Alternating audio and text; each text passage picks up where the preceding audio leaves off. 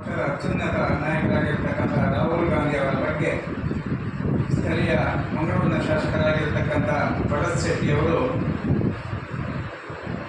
ಬಹಳ ತುಚ್ಛವಾಗಿ ಮಾತಾಡಿದ್ದನ್ನು ನಾವು ಈ ಸಂದರ್ಭದಲ್ಲಿ ಖಂಡಿಸುತ್ತಿದ್ದೇವೆ.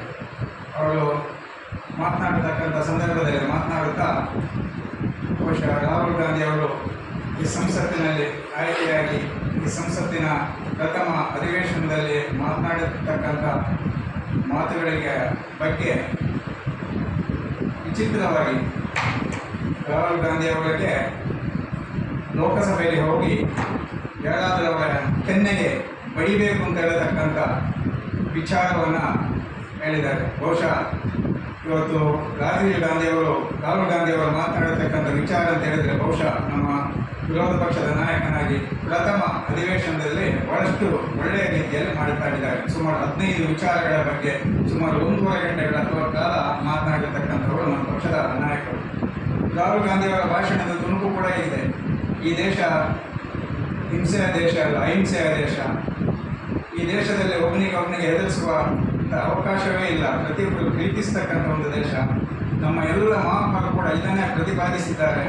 ಇವತ್ತು ಭಗವಾನ್ ಶಿವ ಕೂಡ ಇದನ್ನೇ ಪ್ರತಿಪಾದಿಸ್ತಕ್ಕಂಥವನು. ನಾವು ಪ್ರತಿಯೊಬ್ಬರು ಪ್ರೀತಿಯಿಂದ ಬಾಳಬೇಕು, ಪ್ರೀತಿಯಿಂದ ಬದುಕಬೇಕು ಅಂತ ಹೇಳತಕ್ಕಂಥ ವಿಚಾರವನ್ನು ಹೇಳಿದರು. ಅವರ ಜೊತೆಗೆ ಹೇಳಿದರು ಬಹುಶಃ ನಾವು ಹಿಂದೂ ಎಂದು ಪ್ರತಿಪಾದಿಸ್ತಕ್ಕಂಥ BJPಗಳು RSS ಅವರು ಮಾತ್ರ ಹಿಂದೂಗಳಲ್ಲ, ನಾವೆಲ್ಲ ಹಿಂದೂಗಳು ನೈಜ ಹಿಂದೂಗಳು ಯಾವಾಗಲೂ ಅಹಿಂಸೆಯನ್ನು ಪ್ರತಿಪಾದಿಸುವುದಿಲ್ಲ, ಹಿಂಸೆಯನ್ನು ಪ್ರತಿಪಾದಿಸುವುದಿಲ್ಲ. ಆ ಒಂದು ನಿಟ್ಟಿನಲ್ಲಿ ಇವತ್ತು ಪ್ರತಿಯೊಬ್ಬರ ವಿಜಾತಿಗಳ ಮಧ್ಯೆ ಇವತ್ತು ಹಿಂಸೆಯನ್ನು ಪ್ರತಿಪಾದಿಸತಕ್ಕಂಥ BJPಗಳ ಬಗ್ಗೆ ಮಾತ್ರ ಅವರು ಹೇಳಿದ್ದಾರೆ ವಿನಃ ಇಡೀ ಹಿಂದೂ ಸಮಾಜವನ್ನು ಎಲ್ಲಿ ತುಚ್ಛೀಕರಿಸುವಂತಕ್ಕಂಥ ವಿಚಾರ ಮಾಡಲಿಲ್ಲ, ಅವರು ಮಾಡಲಿಲ್ಲ. ಬಹುಶಃ ಅವರು ಹೇಳಿದ್ರು ಇವತ್ತು ರಾಹುಲ್ ಗಾಂಧಿ ಅವರಿಗೆ ಈ ರೀತಿ ಮಾತನಾಡ್ತಿದ್ದಾರೆ. ಬಹುಶಃ ಅವರ ಕೆನ್ನೆಗೆ ಯಾರಾದರೂ ಹೋಗಿ ಹೊಡಿಲಿ. ಬಹುಶಃ ನಾನು ಹೋಗಿ ಕೆನ್ನೆಗೆ ಹೊಡಿತೇನೆ ಅಂತ ಹೇಳಿಲ್ಲ, ಯಾರಾದರೂ ಹೋಗಿ ಹೊಡೆದು ಬಹುಶಃ ನೀವು ಆ ಒಂದು ಪಾಪದ ಕೊಳ್ಳದಲ್ಲಿ ಬೀಳಿ ಅಂತ ಹೇಳ್ತಕ್ಕಂಥ ಒಂದು ವಿನಾಶಕಾರಿ ಹೇಳಿಕೆಯನ್ನು ಇವತ್ತು ಭರತ್ ಶೆಟ್ಟಿ ಅವರು ಹೇಳಿದ್ದಾರೆ. ಬಹುಶಃ ಭರತ್ ಶೆಟ್ಟಿ ಅವರ ಹೇಳಿಕೆಯನ್ನು ಕಾಂಗ್ರೆಸ್ಗಳಾದ ನಾವೆಲ್ಲ ಇವತ್ತು ಖಂಡಿಸುತ್ತಿದ್ದೇವೆ.